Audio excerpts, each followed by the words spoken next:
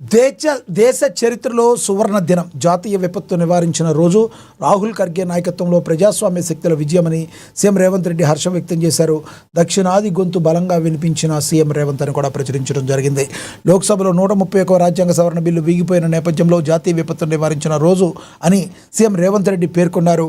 ప్రజాస్వామ్య శక్తులు ప్రతిపక్షాలు కలిసి జాతీయ విపత్తును నివారించాయన్న రాహుల్ గాంధీ ఖర్గే నేతృత్వంలో జాతీయ విపత్తును అడ్డుకున్నారన్నారు.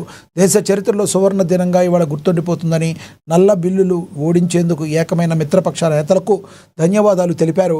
లోక్సభలో 131 రాజ్యాంగ సవరణ బిల్లు వీగిపోవడంపై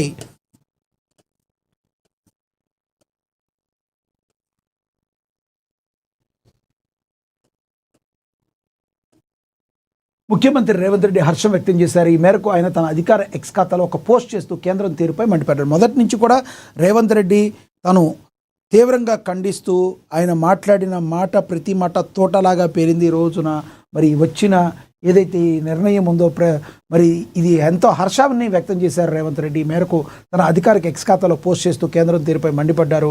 రాజ్యాంగ స్ఫూర్తిని, దక్షిణాది రాష్ట్రాల ప్రయోజనాలను కాపాడుకోవడంలో ఈ రోజు చరిత్రలో నిలిచిపోయిందని పేర్కొన్నారు.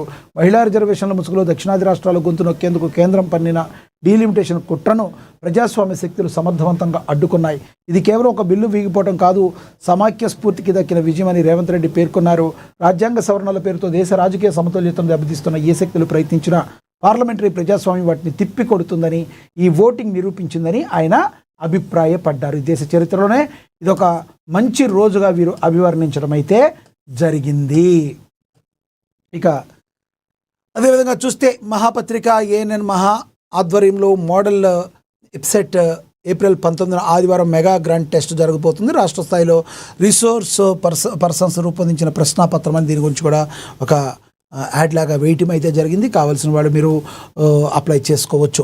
ఇక అదేవిధంగా చూసుకుంటే రాహుల్ దెబ్బ, బీజేపీకి రివర్స్ కొట్టిన గాంధీ వ్యూహం, నిన్నటి పరిహాసం నేటి ప్రభంజనం.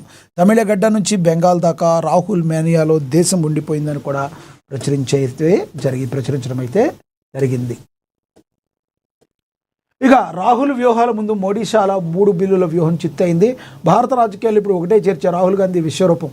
ఒకప్పుడు ఆయన తక్కువ అంచనా వేసిన వారు, వ్యంగ్యాస్త్రాలు సంధించిన వారు సైతం ఇప్పుడు ఆయన వ్యూహాలకు నివ్వెరపోతున్నారు. రాజకీయాల్లో ఎవరికైనా ఎదురు దెబ్బలు తగిలితే కుంగిపోతారు. కానీ రాహుల్ మాత్రం ప్రతి విమర్శను ఒక మెట్టుగా మార్చుకున్నారు. నాడు పప్పు అని ముద్ర వేయాలని చూసిన వారే నేడు ఆయన వేస్తున్న ఎత్తులకు చిత్తవుతున్నారు. కేవలం అధికారం కోసమే కాకుండా విలువల కోసం ఆయన సాగిస్తున్న ఈ ప్రయాణం భారత రాజకీయ చరిత్రలో ఒక అరుదైన ఘట్టంగా నిలిచిపోయింది. డీలిమిటేషన్ సెగ బీజేపీకి రివర్స్ గేర్గా మారిందని కూడా ప్రచురించడం జరిగింది. కేంద్రంలో బీజేపీ ప్రభుత్వం అత్యంత ప్రతిష్టాత్మకంగా భావించిన డీలిమిటేషన్ బిల్లు వాస్తవానికి ఒక రాజకీయ చదరంగంలా కనిపించిన అది రాహుల్ గాంధీకి ఒక అద్భుతమైన అవకాశాన్ని కల్పించింది. జనాభా ప్రాతిపదికన దక్షిణాది రాష్ట్రాల సీట్లను తగ్గించి ఉత్తరాది ఆధిపత్యాన్ని పెంచే ప్రయత్నంగా భావిస్తున్న ఈ బిల్లుపై రాహుల్ గళమెత్తిన తీరు అమోఘం. బీజేపీ వేసిన ఈ పాచిక రివర్స్ కొట్టి తమిళనాడు, బెంగాల్ వంటి రాష్ట్రాల్లో పోలింగ్కు ముందే రాహుల్ను ఒక రక్షకుడిగా, ఒక వీరుడిగా ప్రజల ముందు నిలబెట్టింది. కేంద్రం వేసిన ఎత్తుగడ చివరకు రాహుల్ గాంధీకి అనూహ్యమైన పొలిటికల్ మైలేజ్ని తెచ్చిపెట్టడం ఇదొక విశేషంగా మనం భావించవచ్చు అని ప్రచురించడం అయితే జరిగింది. దక్షిణాది గొంతుగా రాహుల్ గర్జన. దక్షిణాది రాష్ట్రాల పట్ల కేంద్రం చూపుతున్న వివక్షతను ఎండగట్టడంలో రాహుల్ ప్రదర్శించిన తెగింపు ఇప్పుడు ఇంటింటికి చేరువైంది. ముఖ్యంగా తమిళనాడులో స్టాలిన్ వంటి మరి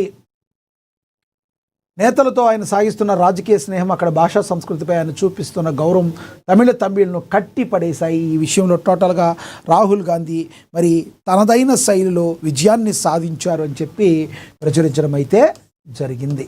ఇక అదేవిధంగా చూసుకుంటే ఢిల్లీ ఓడింది, తమిళనాడు గెలిచింది. స్టాలిన్ ఆసక్తికర వ్యాఖ్యలు అయితే చేశారు.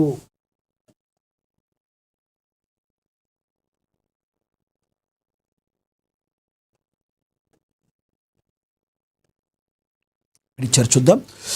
ఢిల్లీ ఓడిపోయింది, తమిళనాడు గెలిచింది. ఏప్రిల్ 23న ఢిల్లీ అహంకారాన్ని, ఆ అహంకారానికి మద్దతు ఇచ్చే బానిసలను మనం కలిసి ఓడిద్దామని స్టాలిన్ పిలుపునిచ్చారు.